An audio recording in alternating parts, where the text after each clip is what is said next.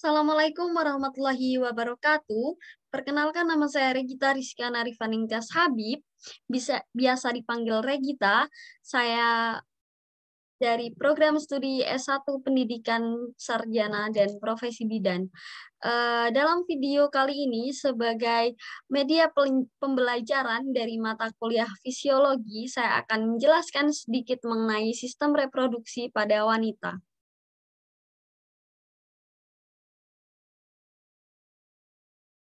Jadi apa itu sih? Apa itu sistem reproduksi pada wanita? Yang pertama, struktur organ reproduksi wanita. Apakah kalian tahu apa saja organ reproduksi manusia? Salah satunya organ reproduksi pada wanita. Jadi strukturnya itu dibagi menjadi dua, organ internal dan organ eksternal. Biasa kita menyebutnya genitalia interna dan genitalia eksterna.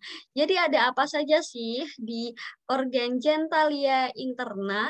Jadi di dalam organ genitalia interna itu ada vagina, ada uterus, ada tuba falopi, kemudian ada juga ovarium. Dan ada apa saja sih di eh, organ genitalia eksterna. Jadi di organ genitalia eksterna ini ada mons pubis, labia mayora, labia minora, klitoris, vestibulum, hymen, dan perineum. Yang pertama, kita akan memasuki pembahasan organ reproduksi eksterna. Jadi, organ reproduksi eksterna ini yang pertama ada mons pubis. Mons pubis atau mons veneris merupakan jaringan lemak subkutan yang berbentuk bulat, yang lunak dan padat, serta merupakan jaringan ikat di atas simfisis pubis. Mons pubis banyak mengandung kelenjar minyak dan ditumbuhi rambut berwarna hitam, kasar dan ikal pada masa pubertas. Mons pubis berperan dalam sensualitas dan melindungi simfisis pubis selama koitus atau hubungan seksual. Semakin bertambahnya usia, jumlah jaringan lemak di tubuh wanita berkurang dan rambut pubis juga menipis. Kemudian organ reproduksi eksterna yang kedua adalah labia mayora. Jadi labia mayora adalah dua lipatan kulit panjang yang melengkung yang menutupi lemak dan jaringan ikat yang menyatu dengan mons pubis. Labia mayora itu memanjang dari mons pubis ke arah bawah, mengelilingi labia minora dan berakhir di perineum pada garis tengah. Panjang dari mons pubis ini, panjang dari labia mayora ini sekitar 7-8 cm, kemudian lebar 2-3 cm dan tebal 1,5 cm, dan agak meruncing pada ujung bawah. Labia mayora juga melindungi labia minora, meatus urinarius, dan introitus vagina atau lubang vagina.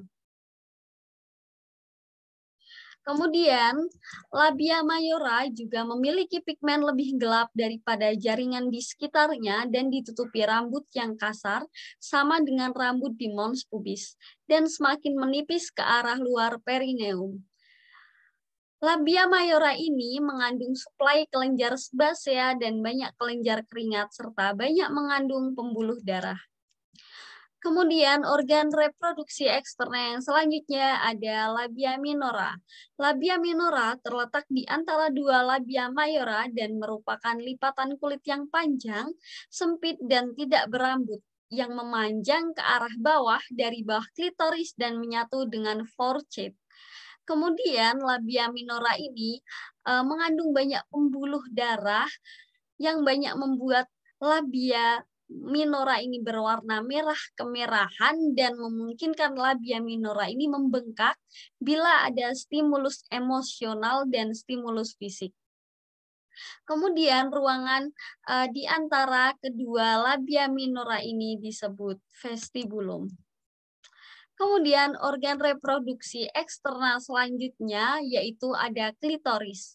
Klitoris adalah organ yang pendek berbentuk silinder dengan ukuran kurang lebih 6 x 6 mm dan erektil yang terletak di bawah arkus pubis. Ujung dari badan klitoris dinamakan glans dan lebih sensitif daripada badannya. Saat wanita secara seksual terangsang, glans dan badan klitoris akan membesar.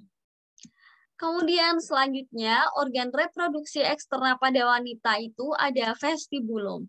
Vestibulum berbentuk lonjong, terletak antara labia minora, klitoris, dan forehead.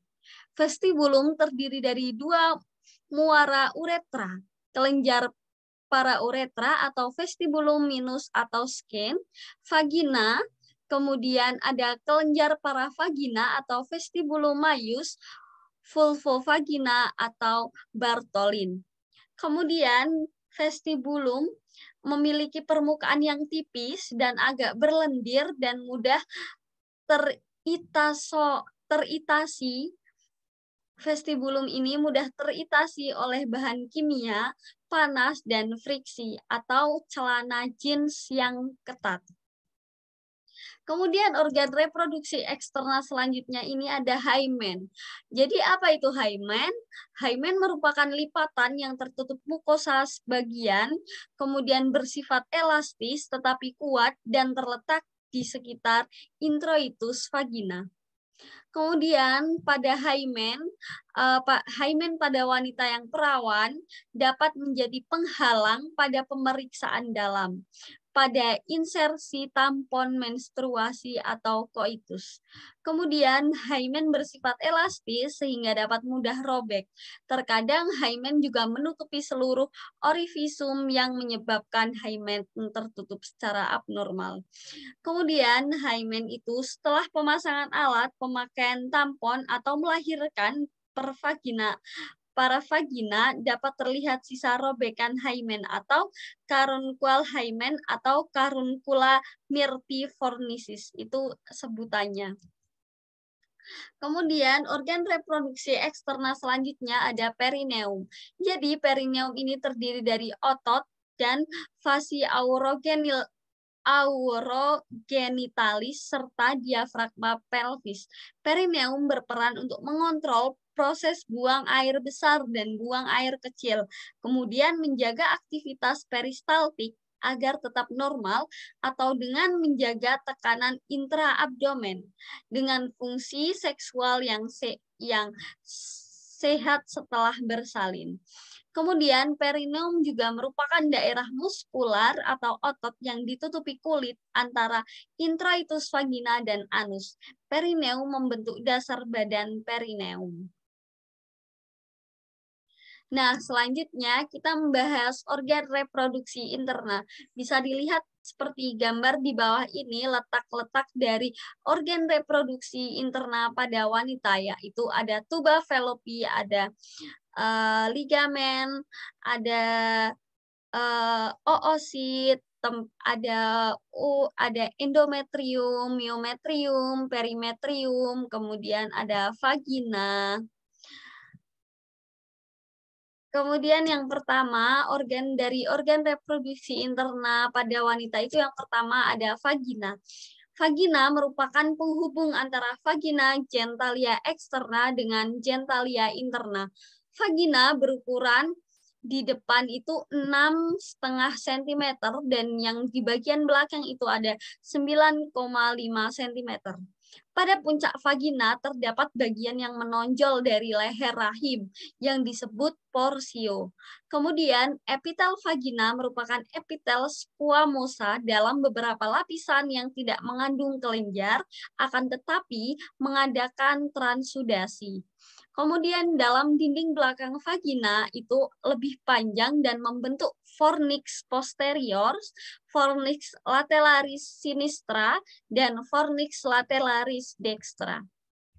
Kemudian organ reproduksi interna pada wanita selanjutnya ada uterus. Jadi uterus ini berbentuk seperti buah alpukat atau buah pir yang sedikit gepeng. Terletak dalam rongga pelvis di antara rektum dan kandung kemih. Kemudian panjang dari uterus itu sendiri sekitar 7-7,5 cm, kemudian lebarnya 5 cm dan tebal 2,5 cm. Uterus pada wanita dewasa terletak di sumbu tulang panggul dalam posisi anteversiofleksi, membentuk sudut dengan vagina. Kemudian uterus itu dalam korpus uterus itu ke arah depan membentuk sudut 120 sampai 130 derajat dengan serviks uteri. Kemudian dalam uterus itu terdiri dari fundus uteri atau yang biasa kita sebut itu dasar rahim, ditutupi oleh peritoneum berhubungan dengan facies vesicalis dan permukaan internalis. Pada bagian atas bermuara tuba uteri yang menembus dinding uterus.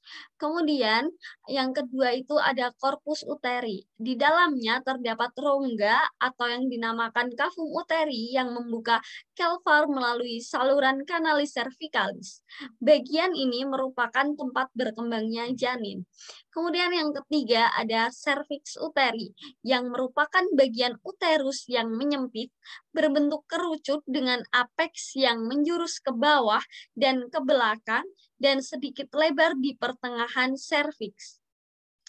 Kemudian serviks juga dibagi menjadi dua bagian, yaitu porsio supremaginali dan porsio vaginalis. Kemudian organ reproduksi internal pada wanita selanjutnya adalah tuba falopi. Tuba falopi terdiri dari pars interstitialis atau yang biasa kita sebut itu bagian tuba falopi yang terdapat di dalam uterus. Kemudian yang kedua ada pars ismica atau bagian yang sempit pada sudut antara uterus dan tuba falopi.